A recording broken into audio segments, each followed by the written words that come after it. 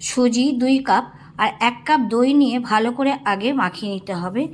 এরপরে 1 কাপ জল দিয়ে দিতে হবে, দিয়ে আবারও ভালো করে মাখিয়ে নিয়ে বেশ কিছুক্ষণের জন্য রেস্টে রেখে দিতে হবে। কড়াইতে তেল দিয়ে হিং আর লঙ্কা দিয়ে ভালো করে নাড়াচাড়া করে পেঁয়াজ কুচি আর আদা কুচি দিয়ে আবারও ভালো করে নাড়াচাড়া করে কারি পাতা দিয়ে আবারও ভালো করে নাড়াচাড়া করে নিতে হবে। 15 মিনিট পর দেখে নিতে হবে। তারপরে আবারও 1 কাপ জল দিয়ে ভালো করে মিশিয়ে নিতে হবে। এবারে মিক্সি জারে নিয়ে মসৃণ একটা পেস্ট করে নিতে হবে।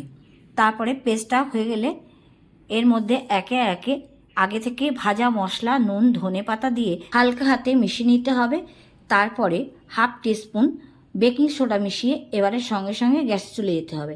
তড়কা প্যান বসিয়ে নিয়ে তারপরে তেল দিয়ে কিছুক্ষণ পরে এটাকে উল্টে দিতে হবে, চেপে চেপে ভাজতে হবে যেন মাঝখানটা পুরোপুরি তৈরি হয়ে যায়, না তো কাঁচা থেকে যাবে। যাদের ঘরে তড়কা প্যান নেই তারা কড়াতেও ওটা বানিয়ে নিতে পারো। রেসিপিটা কেমন লাগলো অবশ্যই জানাবে।